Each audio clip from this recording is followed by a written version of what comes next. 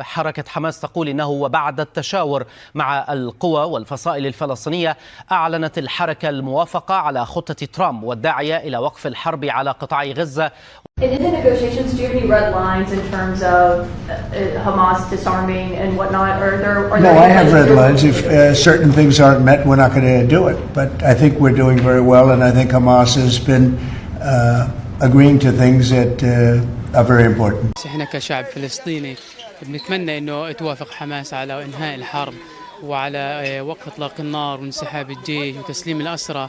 هذا الاشي كثير رائع جدا وكويس، واحنا بنتمناه من زمان والحمد لله تحقق اليوم. والله تعبنا من اول الحرب واحنا تعبانين، ان شاء الله يا رب تخلص الحرب يا رب. والله بندعي ليل نهار تخلص الحرب معي. والله دمرونا، راحوا اولادنا وراحوا امهاتنا وراحوا اخواتنا. احنا كشعب فلسطيني كنا متاملين انه يكون نوع من الايجابيه لوقف المقتل اللي بتحصل عندنا منذ سنتين. والله انا بحكي هي حتوافق ان قالت ولا لا، لانه احنا قاعدين بنموت على البطيء، الشعب كله راح ضحيه.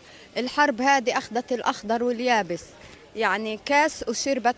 واننا نعلن اليوم التوصل لاتفاق لانهاء الحرب والعدوان على شعبنا والبدء بتنفيذ وقف دائم لإطلاق النار. نعم، حركة حماس وافقت على خطة الرئيس الأمريكي دونالد ترامب التي تتضمن وقف الحرب وتتضمن أيضا نزع السلاح وتغيير الحكم. الآن بدأنا في وقف الحرب، المرحلة الأولى تبادل الأسرى، سننتقل قريبا إلى المرحلة الثانية. ماذا تتضمن المرحلة الثانية؟ تتضمن نزع السلاح، تغيير الحكم، وإدخال شرطة دولية. هل تستطيع حماس أن تقول لا؟ بالتأكيد لا تستطيع. لماذا؟ لأن هذا يعني استئناف الحرب، واستئناف الحرب لم يعد يعني أي فلسطيني يقبل باستئناف الحرب أو يريده. حماس لم تعد لديها أي أوراق للمساومة التفاوضية بعد إطلاق سراح جميع المحتجزين الإسرائيليين. إذن هنا حركة حماس تريد أن تفاوض الأطراف بشأن معنى نزع السلاح. حماس توافق على نزع السلاح مبدئيا، لكن كيف ولمن ومن المسؤول ومن سيحكم البلاد، من سيحفظ. ثمن رئيس الوزراء المصري مصطفى مدبولي موافقة حركة حماس على خطة الرئيس الأمريكي دونالد ترامب بشأن غزة. هذا وأكد رئيس وزراء مصر أن موافقة حماس على خطة الرئيس الأمريكي تفتح المجال أمام وقف فوري للحرب في قطاع غزة، كما تفتح الباب لوقف دائم لإطلاق النار في القطاع من دون تهجير للسكان. توجه محمود جدا من حماس إنها بتستجيب لدعاوي السلام والاستقرار في المنطقة، وإنها نوقف نزيف هذه الحرب الغاشمة والظالمة. Just want to let you know that this is a very special day, maybe unprecedented in many ways.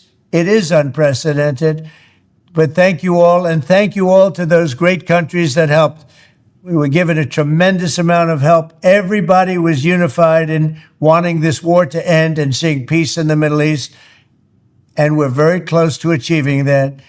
Thank you all, and everybody will be treated fairly. هذا بقول لك الأخضر وافق على المقترح، وإن شاء الله أيام بسيطة وحنروح على رفح. وفلسطينيين فلسطينيين فلسطينيين وبدنا نحمي هالبلاد. فلسطينيين. صف لنا المشهد الآن بعد إعلان حماس الموافقة على المقترح الأمريكي الذي تحدث به الرئيس ترامب.